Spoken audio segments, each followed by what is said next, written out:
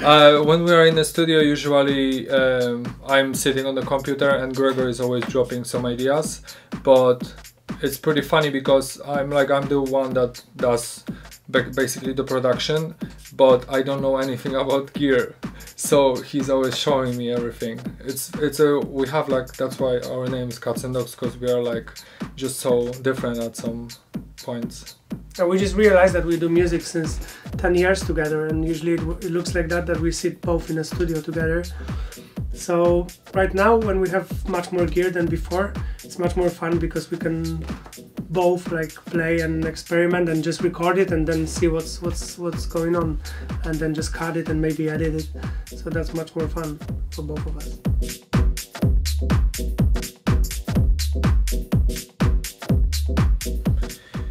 If you want to start producing, definitely you shouldn't spend a lot of money at first, because maybe you're not gonna like it.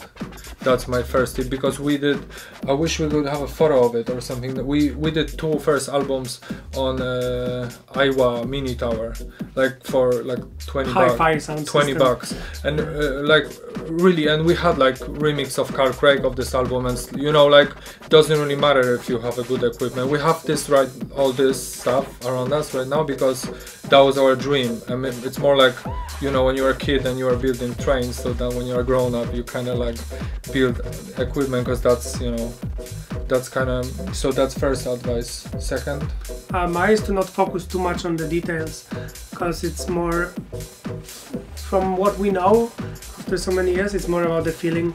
So some of the really good tracks, they are so bad produced, and the sound quality is pretty bad, but they work super good on the parties, and you love them, and they have something that you really like.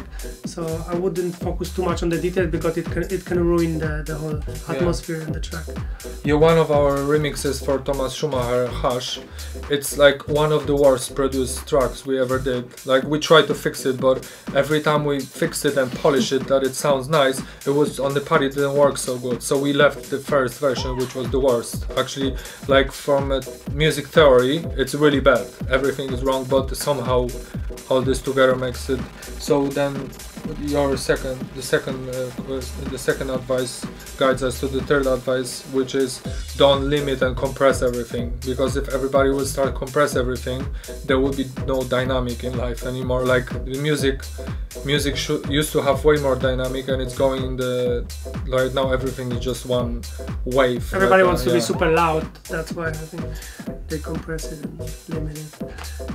It's a lot of it takes a lot of effort to actually don't compress everything at the end, because you really want your track to sound louder than all other tracks. But I remember everybody were saying us the same when we were starting, and we were of course doing this. But right now we always send to mastering right now everything -3 dB, that the mastering guy. We have our mastering guy Mateusz. He's amazing. We know, we trust him. So if you find somebody that would master your tracks and they will sound good, you really don't have to do a lot of this kind of extra touch at the end.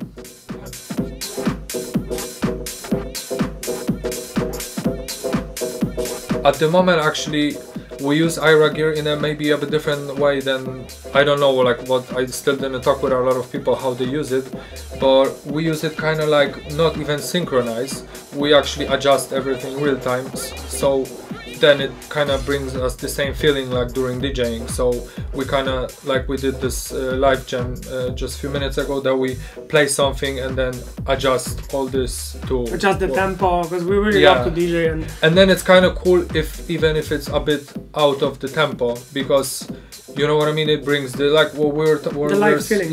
What we were saying about the production, that we actually like when it's a bit wrong, so what we love about it, that it gives you this creativity, that maybe because everything you do, everything is very manual and very you can use your intuition for everything, so it just brings you better results at the end.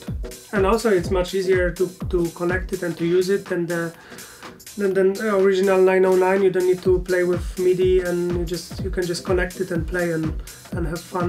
I mean, you can, of course, we did it as well, but lately, the last few weeks, what we were doing is just dropping it, like that. Yeah.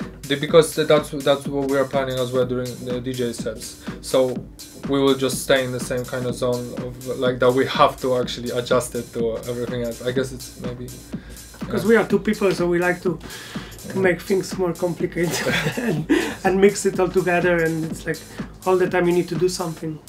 That's why we play from 4 CDs, and I think we're gonna use the drum machine for sure.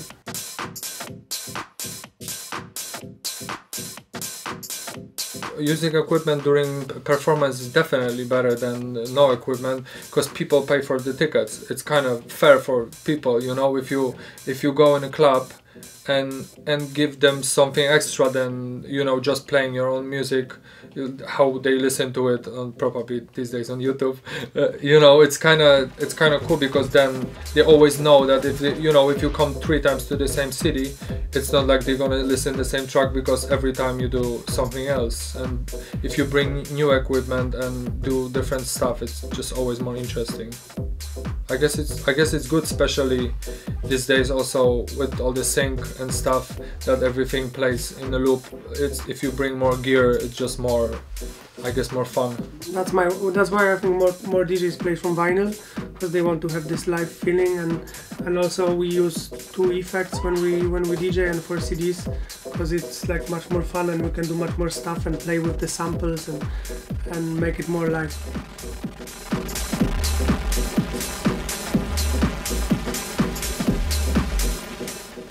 Amsterdam dance event is really special because we meet all the people in like a pretty small area, so you don't need to go, you just need to walk 1 street and you meet everybody, or your friends, or your people, all the people you work with on the email, and you don't know them, and then they grab you and you have a beer.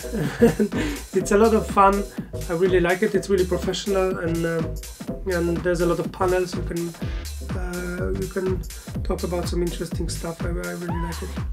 Yeah, I recently was listening to podcasts from Masters at Work, and they were saying that like AD compared to Sonar has just much more to offer for the industry here, because it's just like people seem to be more motivated, and also compared to yeah, because Sonar is, you know, in a really like nice weather, it's more about parties itself. And like AD, of course there's a lot of amazing parties, but it's like, from everybody that I know, all the managers and promoters, they really go.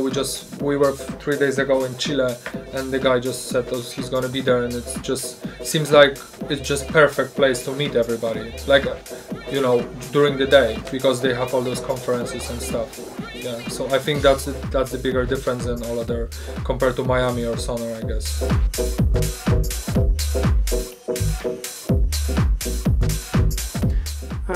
I think Berlin is really special because of its history and how it evolved after the wall.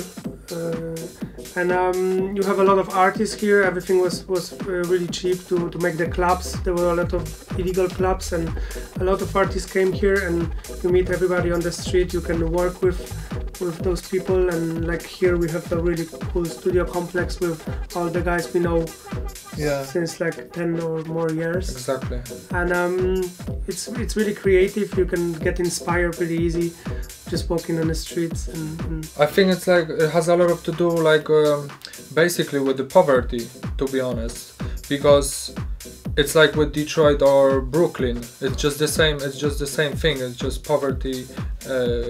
You know, people are more motivated to do something, and they just like all those industrial spaces that they were like 15-10 years ago so cheap to rent, and it's still cheap. It's just like an environment that the artists feel very comfortable in working. And I guess, I don't know, like the studio complex we have here, it's just like, so everybody is also very nice, and you know, talking with everybody, there's a lot of history, and it's just like, and also we live in Berlin. Our hometown in Poland is 1.5 hour drive from here, which is like nothing. Perfect place for us. We're actually moving out from Szczecin, our hometown, to here. It's like if you move, you know, from Shoreditch to, I don't know, you know, yeah, basically, yeah.